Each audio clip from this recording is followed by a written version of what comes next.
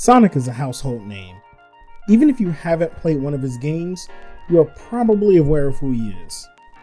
A blue hedgehog that runs fast and has an odd obsession with chili dogs.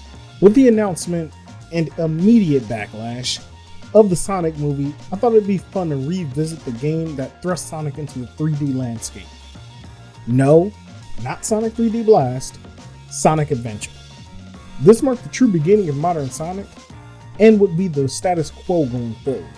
So let's look back and see if this is a gem that's timeless or if it's an exercise in patience that paved the way to Sonic's current sorry state. What is happening? Mattmade here, bringing you my review of Sonic Adventure DX on PC. Sonic Adventure's story is as simple and as straightforward as they come. Eggman hatches an evil scheme to collect the 7 Chaos Emeralds and feed them to the evil god Chaos, who starts off as some weird glob dude, but by the end is a full-on monstrosity. His plan is downright diabolical, but it's his motives that really gets me. His reasoning is, get this, to destroy Station Square and build Robotnik Land, where he will then try to take over the world. Why is Eggman so fixated on Station Square? Why not just take over the world from the go when you have an unstoppable god on your side? It's utterly baffling. Sonic must stop him, yet again, by collecting the Chaos Emeralds before Eggman can get to them. However, at every turn, it feels like Tails is out to make sure they fail. Every single time they get a Chaos Emerald, he somehow finds a way to drop it and have it swiped by Eggman. Cause plot reasons apparently. Sonic Adventure is a huge departure from the previous games. You don't go from stage to stage and from zone to zone in a linear pathway while getting the story.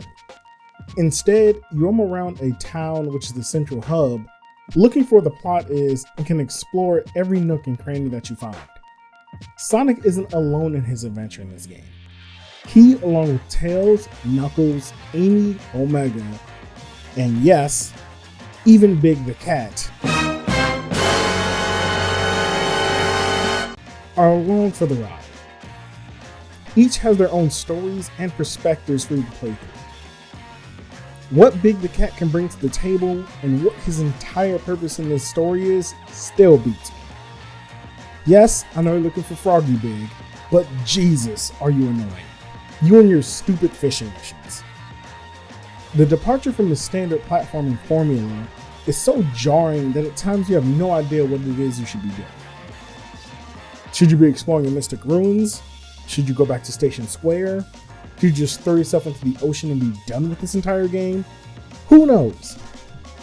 At times, the only way I knew what to do or where to go is about going to Omochao, a helpful ball of light that will give you hints or flat out tell you where to go. Each character's campaign is very different. For instance, Sonic's campaign is straightforward and simple. Once you find out where the hell you have to go, you go through each level, beating down enemies, and fighting bosses every now and then. The levels and bosses don't pose much of a challenge, except for that frustrating Egg Viper. I died to that thing far more than I should have, due to the odd hitboxes and the lack of a floor. Other than that, there are glitches galore and the camera fights you most of the time. Tails' story is pretty easy and simple. You're really just racing Sonic and doing side missions in order to fill out some of the other areas and plot points. Tails is very different from Sonic and can hover around the stage a bit before falling to the ground. He can also only jump into enemies as he has no homing attack. It feels more like a beginner mode than anything else. Amy's is different enough to where it feels like you're experiencing a new perspective.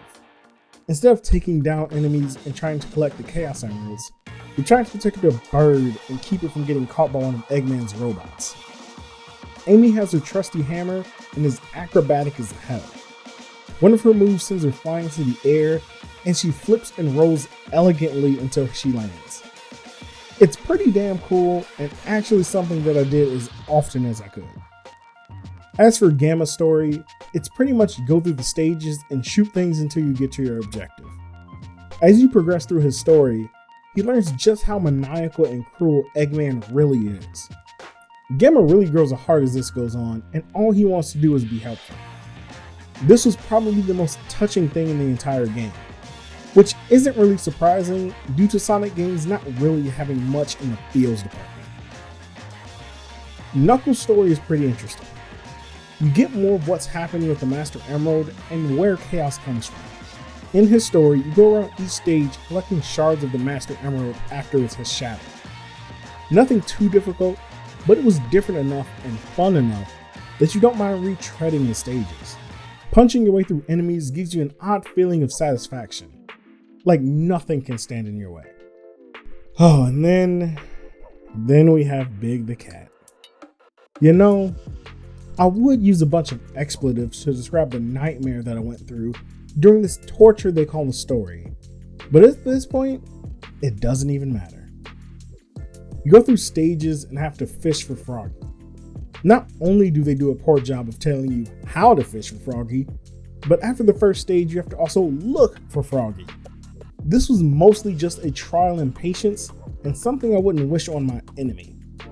Like when it came to the big stages, I just really wanted to throw the game out the window, and that would require me throwing my PC out the window. The voice acting in this game is wonderfully terrible. The pacing and the tone are all over the place.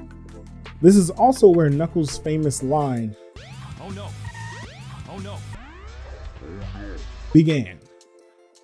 There's not one character that sounds great in this game.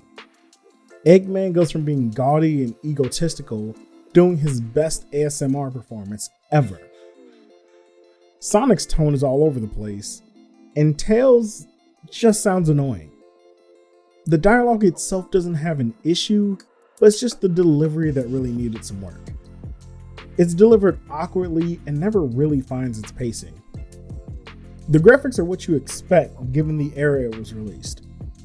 Everything is a bit sharp and pointy, but it's not so bad that you would want to put the game down and pop something else in. Sonic, Tails, and the rest of the cast look solid, and they have many facial animations.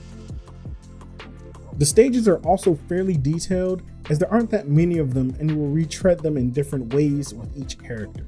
However, the real issue is all the bugs and glitches that are in the game. Homing attacks don't always work, doors sometimes don't open when you're in front of them, the camera fights you every chance it gets. Mechanically, the game is just a mess. For instance, if you wanted to try to skip over a section of the stage, say with Tails' flight ability, it's difficult due to just how bad the camera is. There was many a time where I could not see where I was going and would have to hope and pray that I landed on what I was aiming for. Sonic Adventure is a shaky start to modern Sonic's games. It's not a terrible experience, save for Big the Cat's fishing missions, may whoever made those burn in hell, but it's so far from what Sonic was that it would have worked better as a different franchise altogether. And before you write your angry comments saying, "You didn't even mention the Child Garden," no, I did not. It's so far removed from the main game that it may as well not be in there. Yes, it's fun if you enjoy raising childs, but it doesn't really affect anything. All in all, this is a game that will temper your expectations as well as your hope for future games and the movie. But what do you think about Sonic Adventure? Did you play it back in the day? Did you enjoy the game? Let me know in the comment section down below. And don't forget, if you're a fan of gaming, consider striking that subscribe button and hitting the bell. This is Mattmade, and I will see you tomorrow.